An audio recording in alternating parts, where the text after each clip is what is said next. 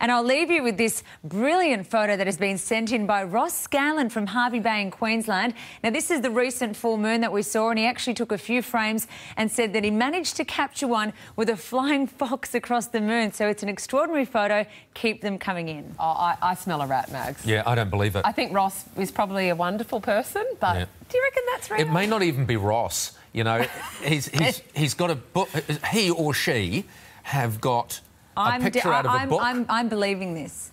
That's because you're so trustworthy and lovely. But that is, he should enlist that into some prize because he'd win. That's pretty extraordinary. Okay, so what we need, Ross, is for you to send in the make of camera that you were using and some kind of evidence that you actually took that photograph. Don't listen, Ross. If you're watching, do not listen. No one listen. Well, give us a call on the Henry hotline and let us know how that picture happened. Yeah. Actually, yes, Ross, please call the Henry hotline and defend yourself against these outrageous claims. Because you need to, Ross, because I think you're a sham and a charlatan. I don't. I was just merely questioning because it is so good. Is it real?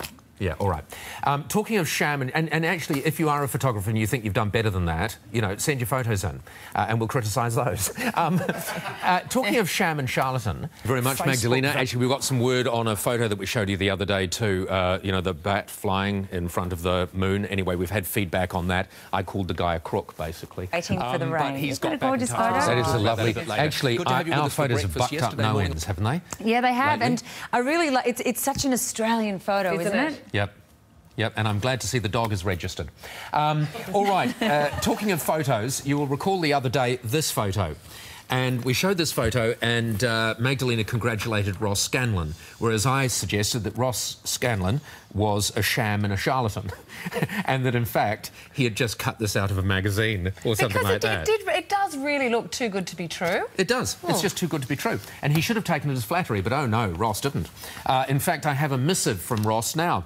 Oh, you cheeky sod, Paul Henry. Sham and charlatan, eh?